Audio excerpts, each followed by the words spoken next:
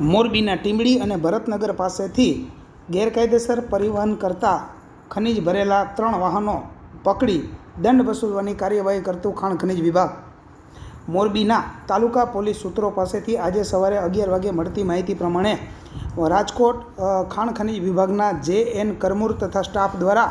મોરબી તાલુકાના ટીંબડી ગામ પાસેથી 2 અને ભરતનગર ગામ પાસેથી 1 એમ કુલ 3 ડમ્પરો પકડીને ખનીજ પરિવહન કરતા હોય અને તેમાં કોઈ જાતના આધાર પુરાવા ન હોય અને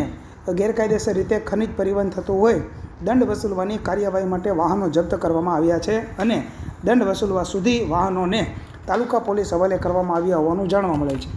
તાલુકા પોલીસ સૂત્રોના દ્વારા જણાવવામાં આવ્યા પ્રમાણે મોરબીના ટીંબડી ગામ પાસેથી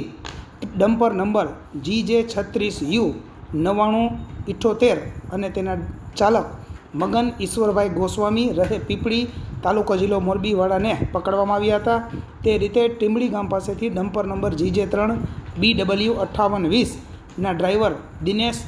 અજરાવનિયા નામના મધ્યપ્રદેશના ટ્રક ચાલકની ધરપકડ કરવામાં આવી હતી અને તે રીતે જ મોરબીના માળિયા હાઈવે ઉપર ભરતનગર ગામ પાસેથી જતા ડમ્પર નંબર GJ36U